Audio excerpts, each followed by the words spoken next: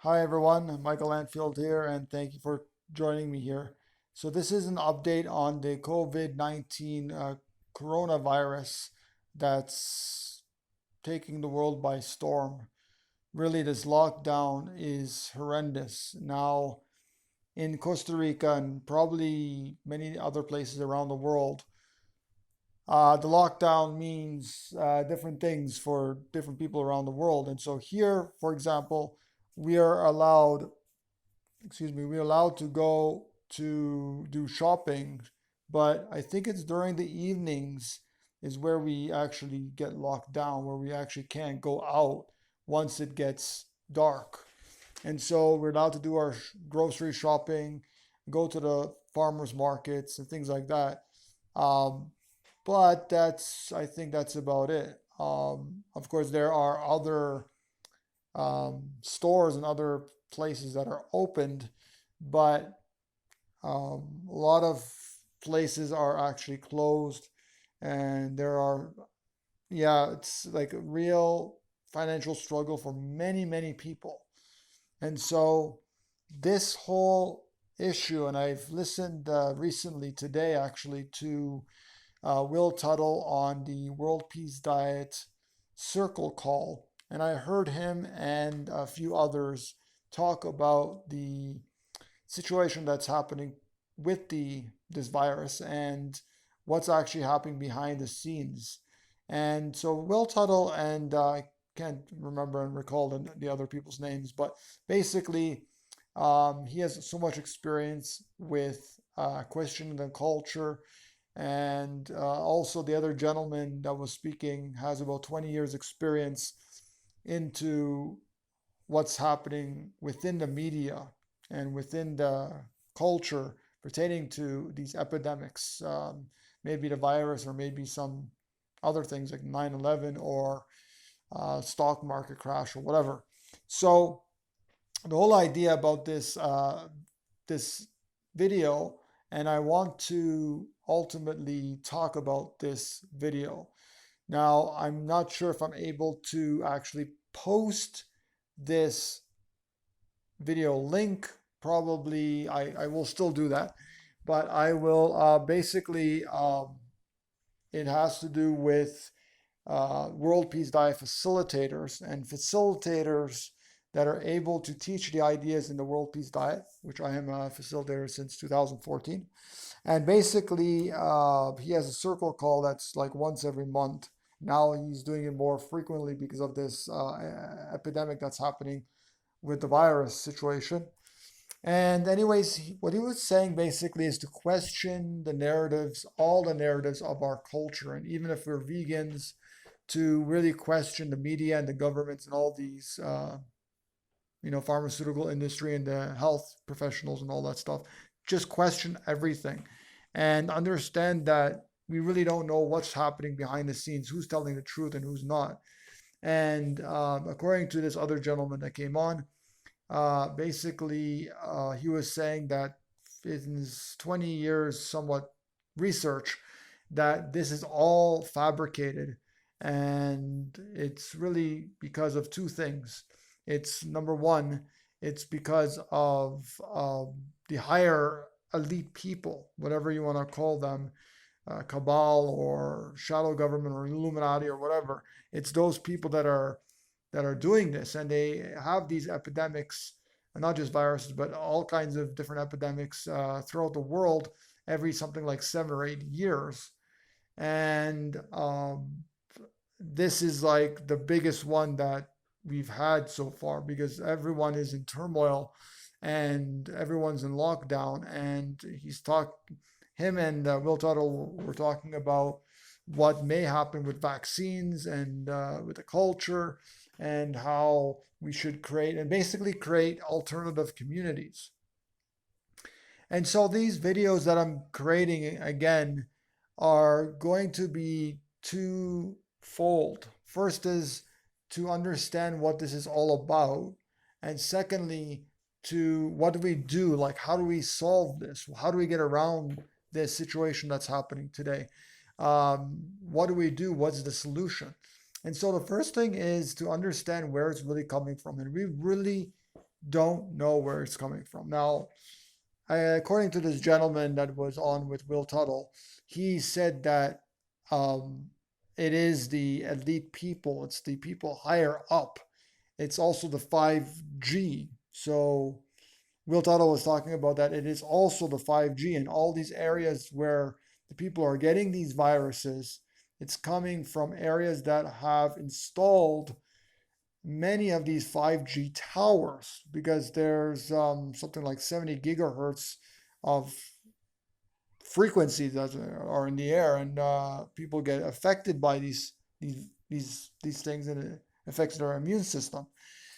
And I think it's also because of the fact that a lot of these people are consuming animals and animal-based foods as well as cooked foods because when we're eating any kind of cooked food, may it be animal based or may it be plant based, we are taking in acidic foods. We're creating inflammation within our bodies, and so that's the thing. We're creating environment that these viruses can actually thrive better in, and we're not having our bodies are not having a chance to recuperate, to fight off these viruses because we are creating so much mucus within our bodies from eating cooked foods.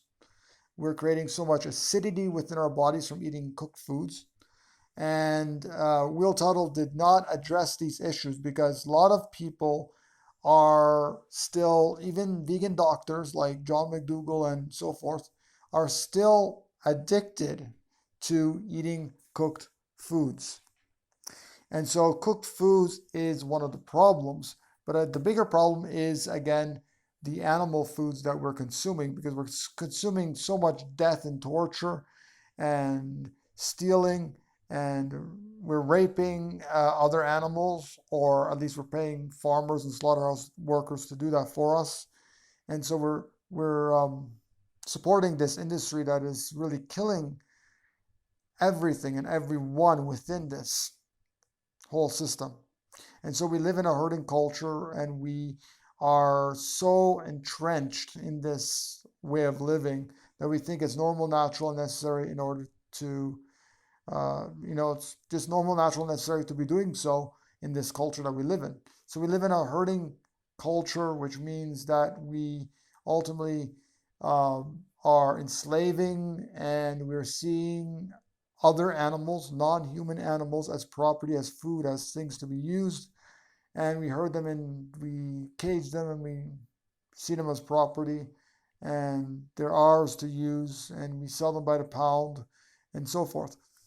So the second part of this is, the first part again is to disseminate these lies, to really tell the public like what's going on, including vegans, because some vegans are just totally delusional and they're still somewhat supporting, or at least um, uh, tuning into the media conglomerates that are out there. If it's the mainstream media or if it's alternative media, whatever it is, it's still based on herding culture, it's still based on seeing other animals as property, as things to be used.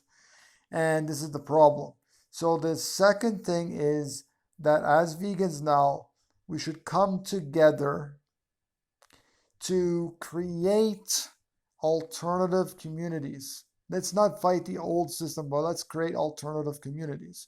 But one thing that I've wanted to talk about with people, especially Will Tuttle and others, is how do we get around the governmental system when they force vaccinations onto us, when they are spraying things into the air, and with 5G, and with spraying all kinds of stuff onto our food and all this kind of stuff. How do we get around it? How do we start earning some money to pay for the rent or to pay for things that we really absolutely need? Now, of course, the whole idea is to be minimalists as much as we possibly can, to grow as much food as we possibly can, to be self-sustainable, as to be fully self-sustainable. to grow all our own food organically with no animal inputs or chemicals, and to do what we can. But I mean, we got internet and we have, uh, I mean, that's another thing. What happens if the internet just collapses? Then how are we going to share this message with others? How are we going to do that? And so the whole idea is many of the countries are, their borders are closed. So in Costa Rica, I know for a fact that the borders are closed. Nobody's able to get out or in. I think during the beginning of this border closing, people were able to go out, but I don't know if they're able. I know they're not able to come in, but I don't know if they're still able to go out of the country. And so that's a problem too. So it affects everyone because now a lot of people are in financial struggle, and this whole thing with the COVID-19 coronavirus is really really a huge thing. The whole entire world is in lockdown. And this is the way that the governments and the elite people are enslaving us and able to control us and able to keep us in fear and all of that. So how do we get around that? How do we get around that in meaning what can we do to get around that? What happens if the internet shuts down? What happens if all the supermarkets shut down? Then what? What happens if some of us are not able to even go to work? Because there are still some people that are going to work. But what happens if we're not able to go to work? Then there's going to be less and less people buying things, food, masks, whatever. They're buying things, and there's going to be less and less of that, which is in a good way.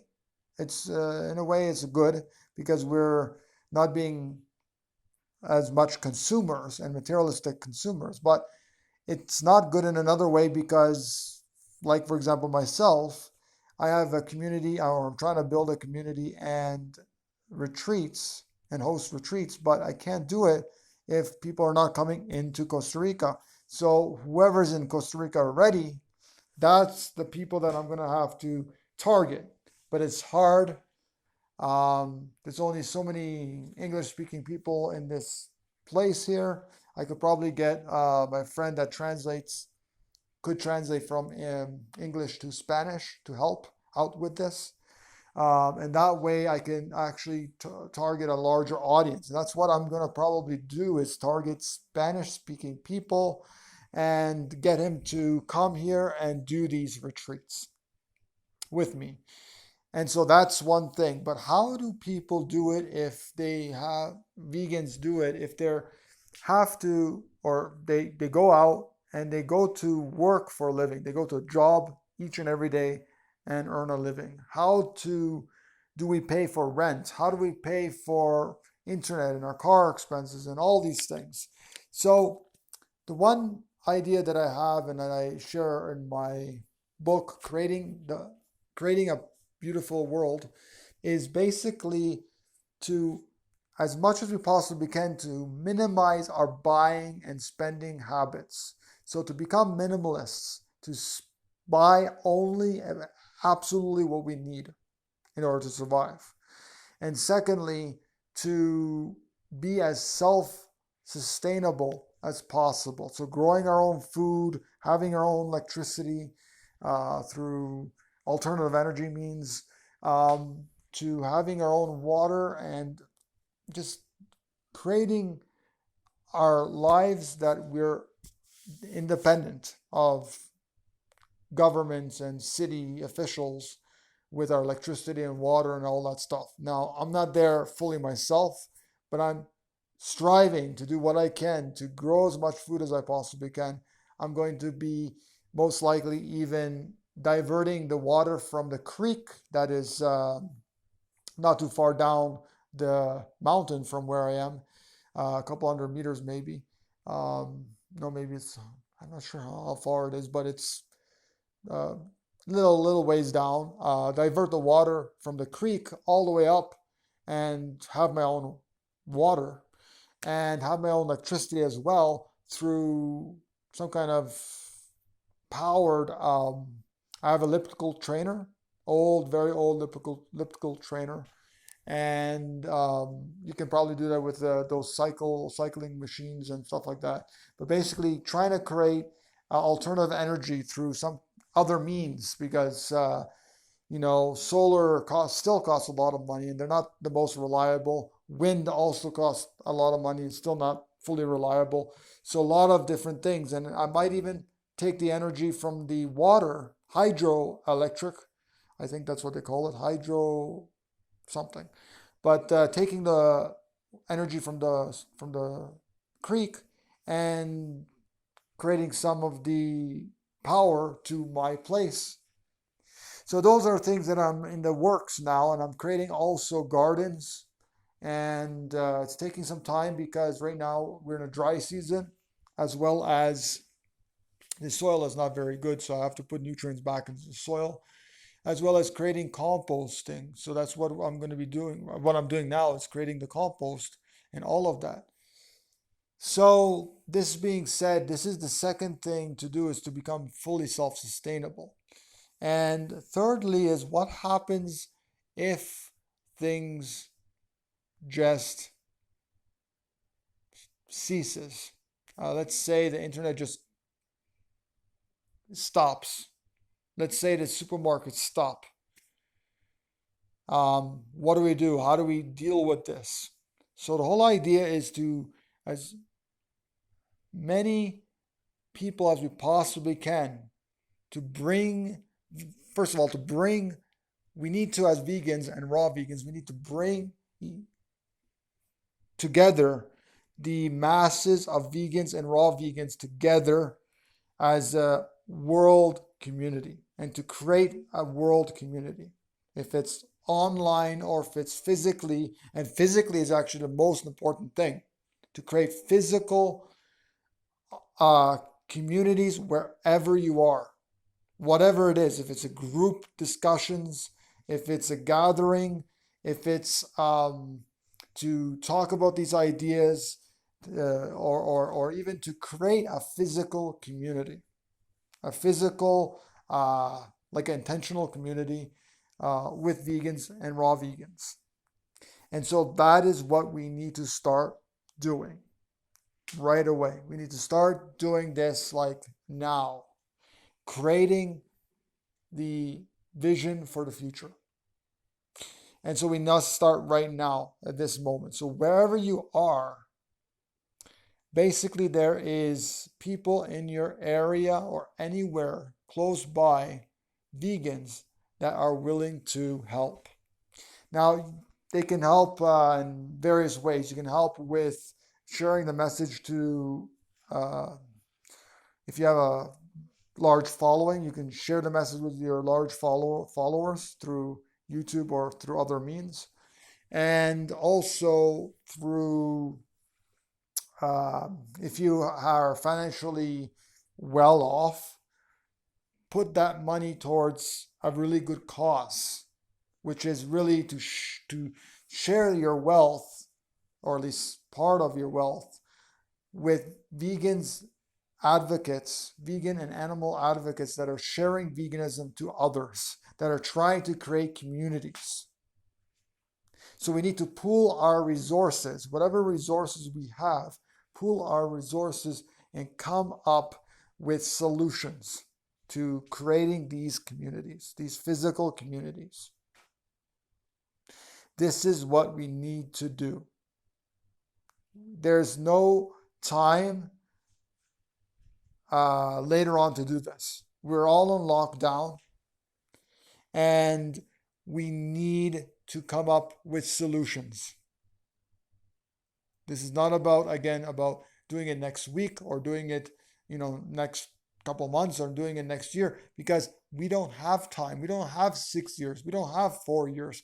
We have literally weeks, maybe months to do this, because the next pandemic could be worse than ever, worse than we're imagining now. It's going to be worse and worse.